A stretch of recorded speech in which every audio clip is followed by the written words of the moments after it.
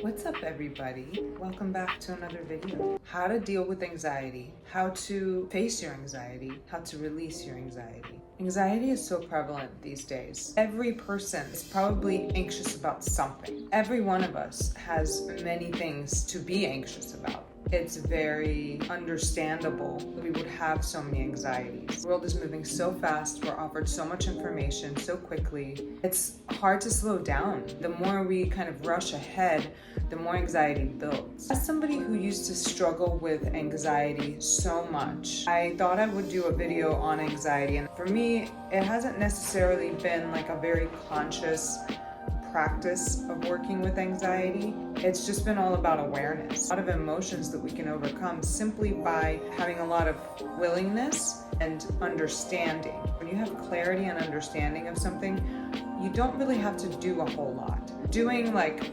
writing exercises and practices, breathing exercises, that kind of stuff has never really worked for me. When I am really caught up in an emotion, it's hard for me to really think about doing something. I kind of just am looking at it. Little quick background on my story with anxiety. Probably the earliest memory I have is of anxiety. I remember looking out in the world and being really scared. Everything around me was just felt like overstimulation. I was very sensitive. I remember as a child laying in bed with anxiety about dying. I had fear of death from a very, very young age. Any emotion, when it's unaddressed and it's not looked at, it's gonna rear its head in some way. Whether it's very obvious, just clearly anxiety and a panic attack, or in other subtle ways. Sometimes anxiety is covered up by other emotions because anxiety can be too much to feel. It expresses itself as anger, rage, hostility. Any other emotion can mask the feeling of anxiety. It had its way of kind of showing up for me, sometimes very overt, sometimes more subtle. And then in 2020 with the pandemic, actually it was 2021, but I think the pandemic kind of started it for me. And in 2021, I started getting the most gnarly panic attacks, just terror of dying. I've had them before. Throughout my life, I would have panic attacks. A lot of times it would have to do with social anxiety. Then they just started to happen randomly with absolutely no reason for them. I would just be sitting at home and suddenly I would feel, I'm about to die, I'm about to die. One time that I actually had my roommate take me to the emergency room because I thought that I was actually like having a heart attack or something. It was really scary and it was happening a lot. It's definitely spurred by everything that was going on with the pandemic. Everything opened back up and I think it just kind of got pushed back down. During that whole time with the pandemic and when I was having the panic attacks, I wasn't drinking alcohol. And I started back up again when I went back into the world, got a job, started like just kind of back into normal existence. That actually kind of masked it. And when I quit drinking again, probably about 2 years after that, it kind of started to come up again just during the detox phase. And then shortly after that, they stopped. Panic attacks just stopped. And I was left with just moments of anxiety, just very normal level anxiety. It wasn't so overwhelming. Up until that point, it was very overwhelming. It made me not want to be around people. I was really afraid that I would have a panic attack in front of people. And I have had that happen before and felt really like humiliated by it. But I've noticed that just by observing what's kind of happened within me, it's just been about surrender. It's been about letting go of how I want my life to be. Learning how to trust myself, learning how to trust the universe, learning how to love myself, how to allow everything to be. Anxiety is very much riddled with resistance, pushing something away. Really important thing to remember with anxiety is that it's not evil. Any emotion that shows up for us is not evil, it's not bad. Emotions are there to show us something, to teach us something. They have a message for us. And a lot of times it's actually quite sweet. A lot of times our emotions are actually there to protect us. Like the thought itself is like annihilation, death, unsafety. Anxiety is feeling unsafe. We can learn how to feel safe in our bodies and in our lives no matter what's going on. That takes discipline and it takes time and it takes willingness. It takes a lot of kindness, self-love, and compassion. Anxiety is not out to get you. It's there to protect you. Be willing to see what it's trying to show you. You can even ask it, what do you want me to know right now?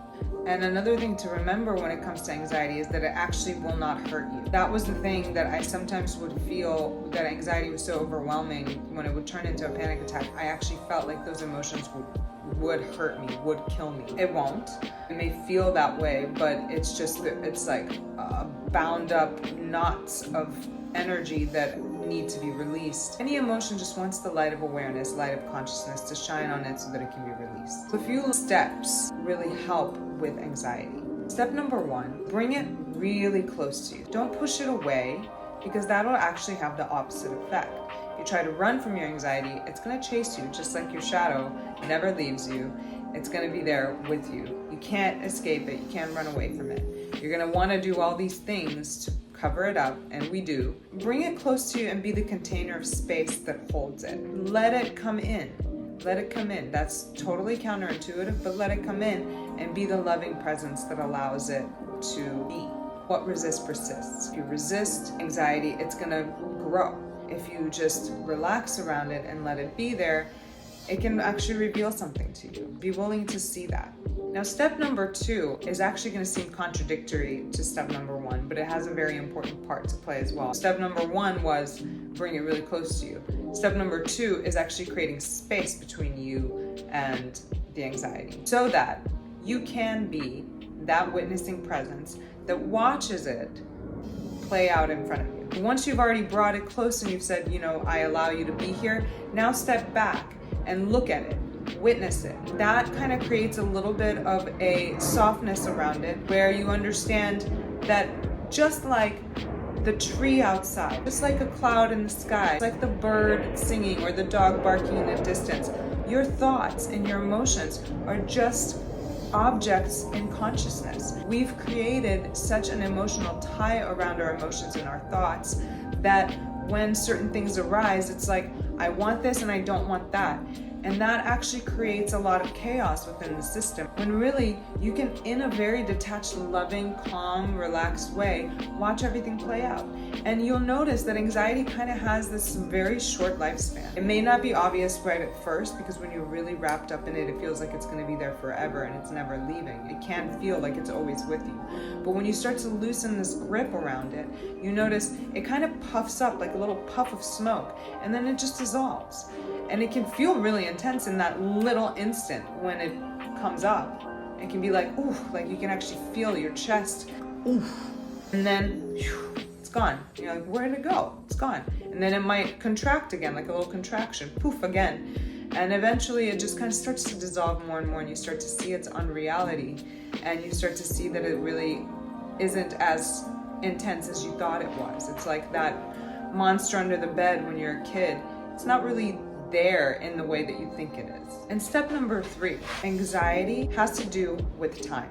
It has to do with past, it has to do with future, it has to do with projection, it has to do with thinking. The more you can step away from your thinking mind, planning, thinking about how the future is supposed to be and how you're supposed to make things happen, worrying that things are not going to work out the way you want them to, thinking about a past event that happened a certain way and being afraid that now it's going to happen the same way. That is what creates anxiety. Anxiety has to do with mind, it has to do with thoughts. The more you can let go of your thoughts and be in that state of stillness and quiet presence, the more your emotions are really not going to affect you in the same way that they do when you're really attached to your thoughts. Get out of your head and get into your body. If you let yourself be with it and you let yourself actually feel your body, feel your hands, feel yourself in the space, do the best that you can to just kind of come out of the thinking and the catastrophizing. Your mind likes to create catastrophe. It's going to create images in your mind that are actually most likely far worse than the event is actually going to be. Sometimes we're really anxious about something and we think it's going to be a certain way, and it never ends up being that way. Our mind makes it much scarier than it actually is. You can say something like, I choose to be with my body right now. I choose to let this go. I choose to release this. These are actually really powerful affirmations that may not feel like they work, but they really do. I choose to release this. I choose to see what this anxiety is trying to teach me. Even that can have a really powerful effect where it starts the releasing process. If you can identify the story around what the anxiety is telling you, you can begin to unravel anxiety. And when you begin to unravel anxiety, it drops away and it doesn't come back in the same way that it once did. these energies a lot of times are not even ours. Anxiety in particular is something that is really passed down from our parents and the people that we're around, and just the constant stimulation around us. So if you can learn to kind of just self-regulate, eventually it will break free. Feed your anxiety with love. Feed your anxiety with spaciousness, holding the space, just like you would to a friend that is having a problem. You would sit there with them and be with them. Be in that way with your own anxiety, and you'll see it dissolve really quickly. I hope this serves you.